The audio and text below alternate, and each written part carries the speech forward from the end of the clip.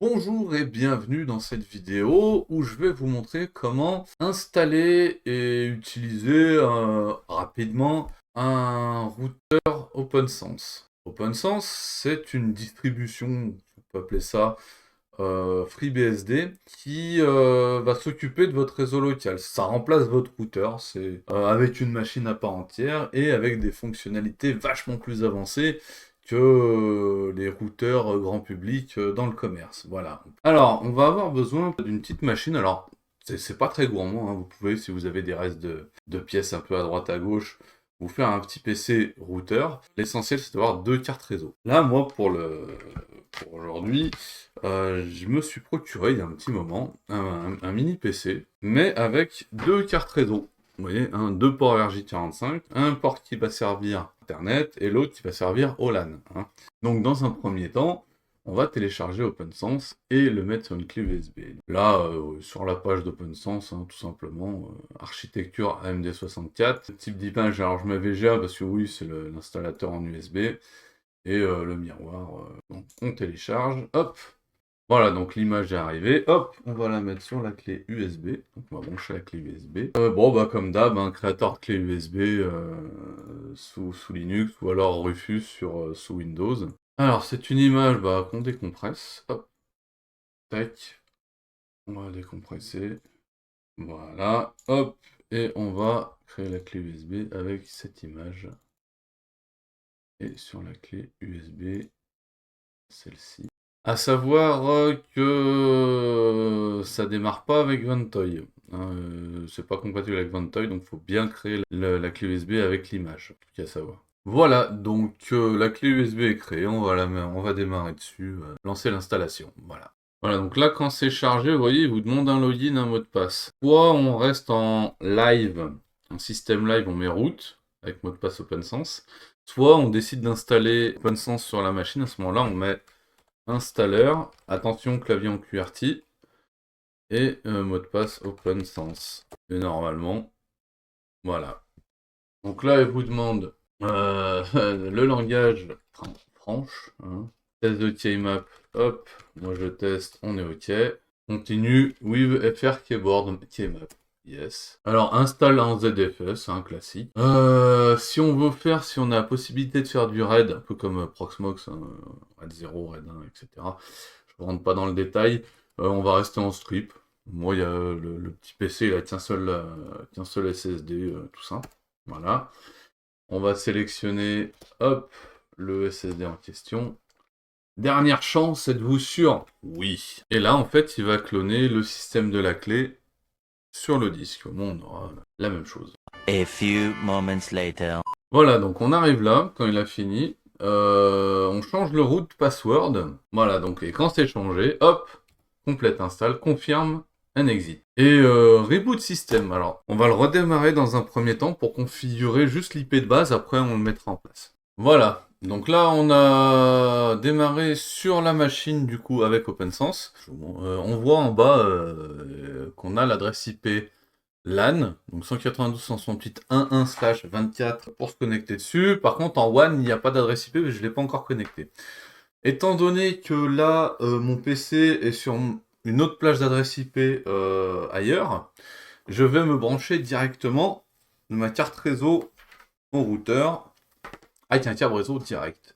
Et normalement, il s'est mis sur une plage d'adresse IP 192.168 quelque chose, parce qu'il y a déjà un DHCP sur OpenSense. Et donc là, je vais faire 192.168.1.1. Voilà, donc il dit, ouais, c'est pas sécurisé, non, mais c'est normal. Et là, on arrive ici, donc on va mettre root et le mot de passe qu'on a mis tout à l'heure. Et on va arriver sur l'interface d'OpenSense. Donc là, on arrive sur l'assistant pour la mise en place. Donc là, on met Next. Hostname, router. Peu importe, c'est le nom du routeur. Domaine internal, on peut mettre routeur. On met le domaine routeur.local. Language, French. Serveur DNS, je vais mettre 8.8. Ah non, un serveur DNS à moi, mais je vais mettre 8.8.8. On peut activer le serveur DNS. Bon, on va laisser par défaut. Moi, j'ai une configuration particulière chez moi, mais pour la démonstration, je laisse par défaut. Je changerai après. Next. Là, sur le port WAN, donc Internet, généralement on laisse DHCP. Donc normalement, on va laisser en DHCP pour l'exemple. Hein, voilà. Donc next. L'adresse IP LAN. Alors moi, je vais la changer et je vais mettre 0.1. Voilà. Root password, comme tout à l'heure. Allez, en appli. Et là, du coup, on est en français. Maintenant configuré, veuillez envisager. Enfin, ouais. Tableau de bord. Voilà, donc là, il est prêt à fonctionner. Hein. Donc on va aller le mettre en place et voir un peu comment il réagit. Voilà. One eternity later. Alors, me revoilà. Du coup, j'ai mis en place le routeur et j'ai quand même fait beaucoup de choses dessus. Bah, déjà, je l'ai configuré avec mon réseau à moi, tout ça. C'est pour ça que je ne l'ai pas mis dans la vidéo. Parce que c'est des paramètres qui forcément ne correspondraient pas chez vous. Globalement, là, on va faire un peu le tour ensemble sur les fonctionnalités principales d'OpenSense et les configurations de base hein, pour que ce soit fonctionnel chez vous et vous vous y retrouviez. Voilà.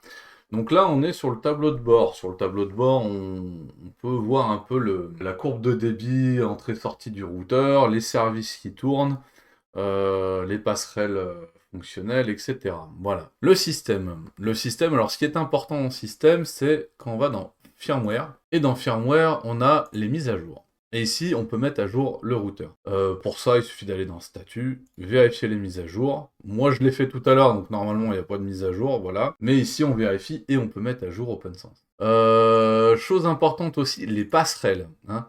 Les passerelles, sans ça, il n'a pas Internet. On peut voir ici, sur le tableau de bord, que moi, il y a 2 passerelles. Donc, la première passerelle en IPv4 et la deuxième en IPv6 si votre fournisseur d'accès fait de l'IPv6. De nos jours, je crois qu'ils le font tous, sauf erreur de ma part. Mais des fois, si vous voyez que de votre côté, vous n'avez pas Internet, que le routage se fait pas, etc. Vous pouvez jeter un œil donc dans Système, dans Passerelle, et voir si les passerelles sont bien configurées.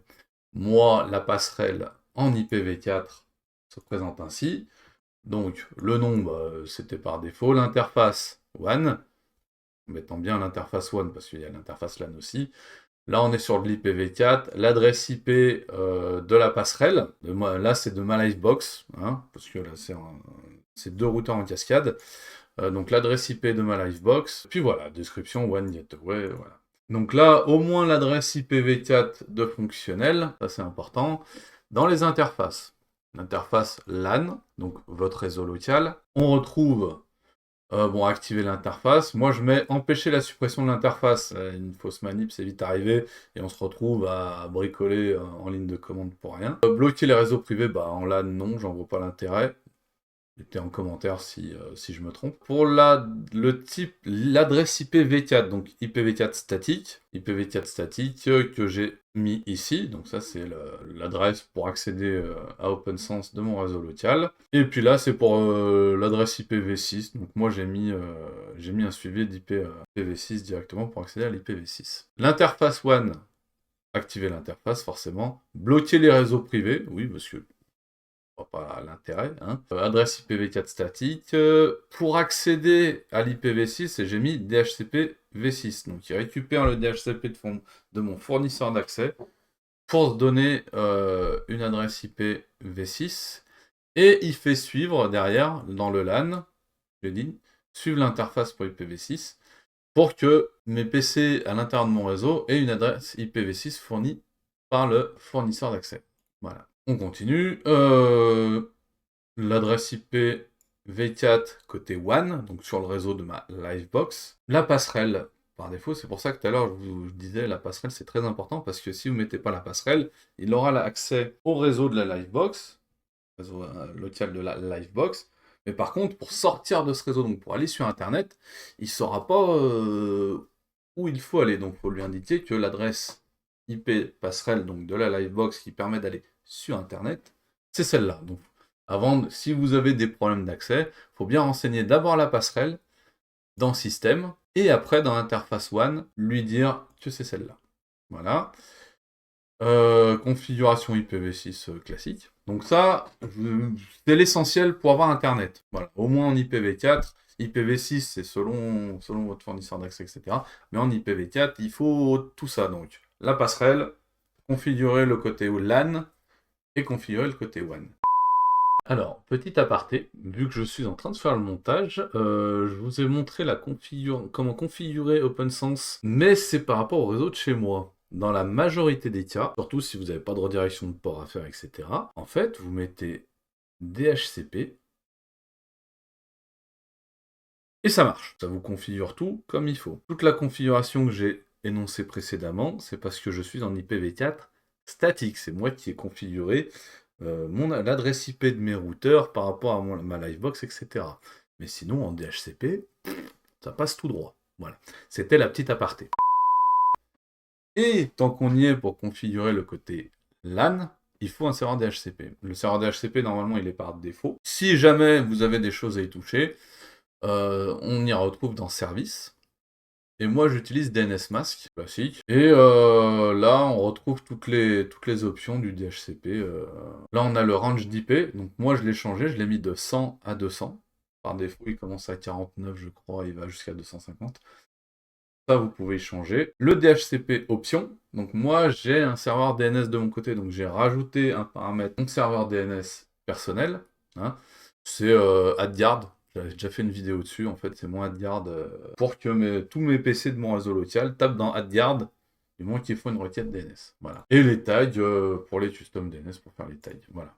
Donc ça, c'est pour le serveur DHCP. On a la possibilité de faire des VPN, donc avec WireGuard, OpenVPN, IP7. On a la possibilité, alors, de faire du routage de port. Pour le routage de port, où c'est que ça se trouve? C'est dans Pare-Feu, ici, dans NAT, et dans redirection de port. Vous voyez ici, on retrouve deux routages de port. Ça mène à mon reverse proxy qui emmène à mon serveur web.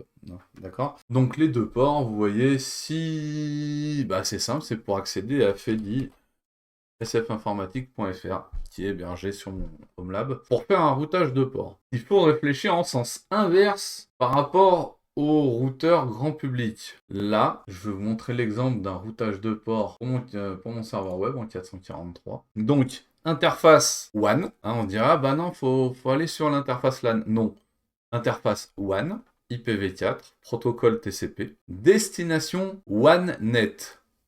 Pas local, c'est le petit truc.